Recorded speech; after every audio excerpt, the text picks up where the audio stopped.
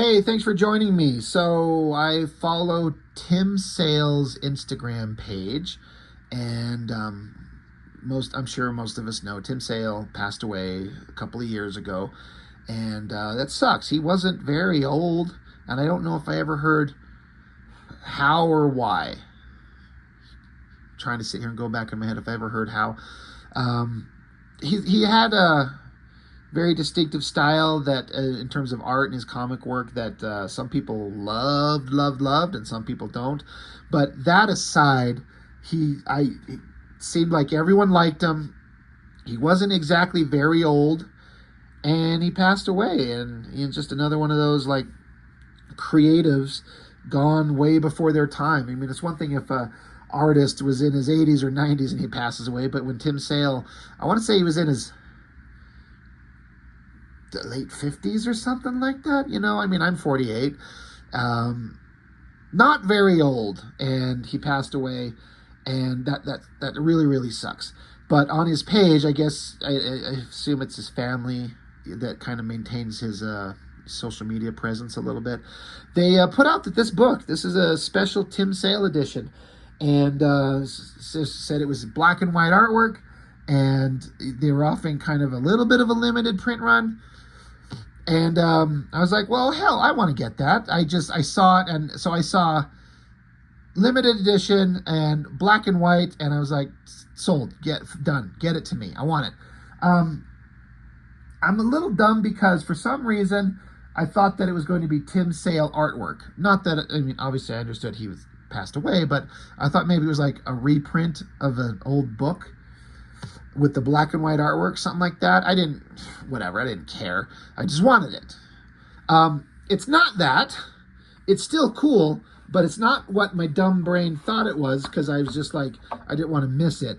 But what it is once I flipped it open, I was like, oh, right. They're doing another volume of the Batman The Long Halloween.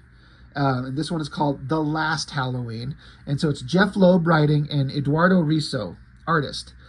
And I'm aware of him. I've not read a lot of his work, very little, but he's obviously very, very good. So he's doing the work, and he was approached to draw. The article in the back makes it sound like just the first issue, which is kind of a weird, like, if that's all it is, that's kind of inconsistent. I don't know what they're doing. Anyway, as far as Batman The Long Halloween, I have read the original work once. My brother John has that, and I'm pretty sure I borrowed it from him. I remember reading it, and I remember really liking it, and I also can tell you I don't remember not one fucking thing from it, because it's been so long. I read it the one time, and I can't recall a thing. Not one thing, except Batman was there and all the characters, and there was a holiday theme and whatever. So I'm not saying that as a negative to anyone or anything except myself, I guess, because I don't recall the story. But so I actually been meaning to go to my brother and steal it back from him and read it, because it would also make good content for the channel. But this is a continuation of that story. So I'm like, all right, well, like I said, I was kind of hoping to see Tim Sale black and white artwork. Like I said, I thought it was like reprinting an old book or something. No, this is the new volume, because it's actually got the publishing on here. March of 2025. It is February 7th, 2025 right now. So this is very brand new as of this recording. Like, this hasn't been released or if it has, it's just brand new right now, like right on the shelf. So I was like, all right, well, you can't go wrong with some really good black and white storytelling from Eduardo Risso. So it starts out, obviously, some Two-Face stuff. I hate to, make a super obvious connection between black and white artwork with heavy shadows and be like, this reminds me of Sin City. But this reminds me of Sin City, and I don't mean that as a negative. I like it. I like Sin City. I wish Frank would keep doing more of those books, but I think he's long since past giving a shit about those anymore. He did his stories, he told it, and it's over.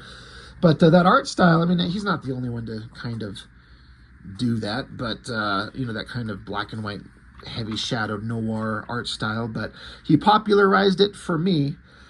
So yeah, Two-Face, and then he's got his wife, Gilda. I didn't know he was married. I didn't know there was a wife. I don't know what the fuck was going on. Cutting over to Jim Gordon. It's the story's talking about how their marriage, their relationship is very strained because Jim, of course, being the position of a cop that he is in this goddamn city with these people, how can he do anything except be constantly at work, and it's affecting his wife and all that type of stuff. But they're taking their kid out to go trick-or-treating, and of course he's dressed up as Batman. And while they turn their eyes for just a minute, their kid is kidnapped, gone, just vanishes. Gordon's like, what do you mean? He was just with you. Because she's like, where's our son? He's like, he was just with you. What the fuck? So they go pushing through all the kids and find his trick-or-treat pail and his umbrella. Their kid is gone. So cut back to Batman. He's up on a roof with Robin. I'm not sure which version of Robin is. Is this Tim Drake or who I don't fucking know. It doesn't even say. It just refers to him as Robin, but it doesn't say which version of him it is. So I don't know what continuity this is in. I don't know if this I don't know. Is that supposed to be Dick Grayson?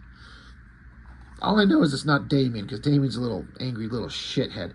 But, Batman's talking about the Mario Falcone, sole survivor of the Falcone regime, everything that I think was connected to the first story. They've got the building under observation. Robin's kind of complaining because it's raining and he should maybe put some pants on. And Batman basically says, you can go home. And Robin's like, I could, but look, someone's in there, Catwoman. So then Catwoman's in here having a conversation with one of these Falcone people. And then after their conversation is over, I like this shot of like the light across his eyes. That's pretty cool. Then Catwoman takes off and disappears, jumps out. And so now Robin's like, all right, shit, let's go get her. And this shot of him tumbling down to chase after her. And Batman, he says, in the past year, I've come to trust Robin more. But as with anyone his age, he does not understand the danger of what we do. It is the arrogance of youth. And then pretty awesome double page spread right there. This low angle looking up. Catwoman up front, Robin chasing Batman in the distance. I love the kind of the effects of the rain. I don't know if it's showing up very well. I'm going to bring it up closer. Like these glowing neon lights. It looks like, I don't know how they do this, but to me it looks like after the ink drawing was done, they took it into like maybe Photoshop with like an eraser tool and just like the opacity down to like 1% or something like that. Just to click on it to just erase out just a little bit of a smudge to give these neon lights a little bit of a glow in the black and white. And I like it. It looks pretty neat. It's pretty effective. So great shot there. Again, it feels like a very strong Sin City thing. As an artist, I can't help but look at the line work because this Eduardo Risso does his own pencils and inks. He uses a very dead line. And it flies in the face of what I was always taught. Well, no one taught me anything. I just read and watched and observed. And there's always conversation about line weights, thicks to thins, and paying attention to your light source. And that is technically correct. But it is not the only way shit can be done. It's art. You can do anything. There could be rules for art, and you can break the shit out of them if you can make it work. And that's the thing. I think a lot of, especially amateur artists, break the rules, whether they know they're breaking it or they know they're breaking it, trying to do something different, or they're breaking the rule because they don't know what they should be doing. But a master artist like Eduardo Risso, he knows what he's doing. He understands his compositions, and he can use a dead flat line, and it still works. It just flies in the face of everything that's kind of like I was kind of led to believe as a guy growing up learning to draw. Not a complaint. It stands out to me big time. But I was also a little confused. Like Robin's chasing after her, and then this bolo whip thing wraps around his throat, throws him off his game, and now he's tumbling and falling. I'm like, I guess Catwoman did that. Doesn't show her do it. I'm like, did someone else do this? I wasn't 100% certain. So Catwoman kind of continues climbing in the distance. Robin's chasing after him. Batman's narration continues saying, I know why he takes needless chances. He wants to impress me. I do not need to be impressed. I need him alive. So I like that kind of thought that Batman's having. He's like, he doesn't need to prove to me who he is. He's already proven himself. I just need him not dead. So I guess Batman, and again, I guess the bolo whip around his neck comes off, I guess, and then Batman, I guess implying he almost has him, but then Robin just tuck and rolls and lands on his feet after dropping from this huge distance. I was like, well, did Batman grab him and save him and slow his fall? It doesn't look like it. So I don't know how Robin just landed on his own fucking feet after just jumping off a skyscraper. It's a little bit of like confusing to me and like how they would survive that. But whatever. Batman chastises him for a minute. Robin's like, shut the fuck up. You go get her. Like, I'm not your liability. I'm your partner. If we're after her, go get her. Then there's a bullet shot off in the distance. And then they see Catwoman just falling. Oh, shit. So Batman goes diving after her and gets down into an alleyway. She's nowhere to be found, but there's like an exploded pumpkin and a small gun with a single spent shell casing next to it, and he says Holiday, which I'm like, oh, is that the name of a killer in The Long Halloween? I haven't read it in so long. But yeah, there's a copycat of the Holiday killings, and Batman's like, Robin's like, I've studied the case. How do you know it's a copycat, not the real guy? And Batman's like, because I captured the real one, and so this is a copycat. So they're going back and forth about what do we do? And Batman actually gets kind of annoyed at Robin's kind of suggestions, and so he bails on him, takes off. Back with Commissioner Gordon and his wife. Their kid's gone, and so they're answering questions of the cops. Where's the kid? What happened? Who was around? What was going on? Again, all these shots look so very Sin City. Like no holding lines on some of the shots there, especially this one. In the rain, little glows in the background. And again, I'm saying it as a positive. It looks really good, but they got to track down, like, the more time passes, because, Jim Gordon's up here talking to Batman. He's like, someone took my kid. We got to find him. Batman's like, I will find him. You know how it is. The longer that we wait, the longer we can't find him, the chances are that we're not going to. And then Gordon, kind of in a fit of rage, says, what happened? What if this happened to you? What if somebody took Robin? And he's like, I'm sorry, you didn't deserve that. I'm sorry. It just today, why did this have to happen today on a Halloween? And so then Batman's like, Jim, there's something else you need to know about tonight. And then I guess it's implying he tells him about the Holiday killer. Then suddenly it cuts over, and speaking of DC characters, I just don't fucking understand. This Solomon Grundy, I just do not get it. But it doesn't need my approval, so who fucking cares what I think? He's sitting there, and then he gets a chain wrapped around his throat, and somebody pulls him into the water or sludge, because it looks like he's in a sewer. Okay, whatever that was about. And then a gunshot blast opens up a door, so it's Two-Face and whatever his wife's name was. They come into a room and then got some clown mask. And this one looks very much like one of the masks in the Nolan trilogy. It's probably intentional. So, Two-Face is like, what the hell, clowns? If you work for the Joker, you have no idea who you're dealing with. And so then a third guy shows up, says, yes, we do. And then pow, pow. 2 shell casing shot. Harvey shot on the ground.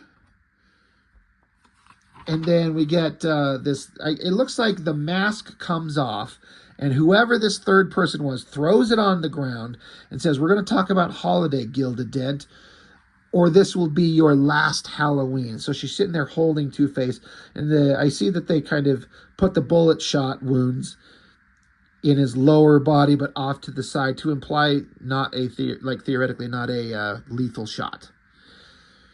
To be continued. So I'm guessing there's a lot more significance to this story if you know the last Halloween story, which, again, I don't. So, I don't know. I'm kind of interested. I'm trying to debate on whether or not I want to collect this as it comes out. Great 2005 era black and white Batman shot. Oh, yeah, 2022 right there. Born in 1956. So, I was born in 77, so... God, he would have been... late 60s? Jesus Christ. Anyway, and then an Eduardo Risso pin-up or cover. And then like a single page interview with some Ariana Turturro talks with Eduardo about his involvement. And honestly, I don't know anything about this interviewer, but she comes across as someone who doesn't know anything about art and comics, but she asks art and comic questions. And you learn nothing. There's nothing there worth reading. Some kind of pencils and inks in, like the process. These are kind of fun to see. The pencil pages. I just wish they were bigger, this little tiny shots. Then there's that big double page spread where they had to do costume correction basically on Catwoman. It looks like he put her in that that design. I think is like the best version with like the goggles and the heavy boots, but they changed it to change her ears and the boots and everything like that to put her in a design that looks more appropriate to the Long Halloween Tim Sale version, I guess. And then you get a Jim Lee Scott Williams variant cover. It's funny.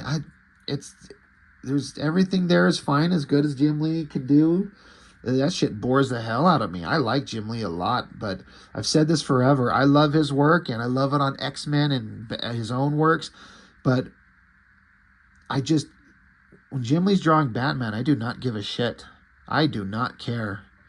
It is not interesting to me, and that's just like the most boring Batman. We've seen this. But of course, Batman's been around for how long, and how many artists have worked on him, and you get do a Batman cover. What are you going to do that hasn't been done a million times? It's just interesting to me. I look at this, I'm like, it's great. The rendering's there. It's Scott Williams inks, and I could not care less. There's that Tim Sale cover, the next issue. Oh, yeah, it says the creative team, Jeff Loeb, Klaus Janson with Dave Stewart colors. So, yeah, this interview thing here, it says that they brought him on if I would like to draw the first issue. So I guess Eduardo's only on issue 1, and then issue 2 is Klaus Janson, which you're never going to go wrong with that. And so anyway, that's fun. I mistakenly thought it was a Tim Sale black and white book, and I was wrong. But, I paid a pretty penny for it, ish. I mean, in terms of like a single issue book, I wouldn't pay hundreds of dollars or anything like that. I paid like $30 or something like that. It's fun. It's cool. All respect to Tim Sale. It sucks that he's gone. And I don't know. Maybe I'll pick up this new Long Halloween thing. Maybe. We'll see. But just wanted to share it. So that's all I've got for now. So thank you for watching. I appreciate it. I'll see you next time.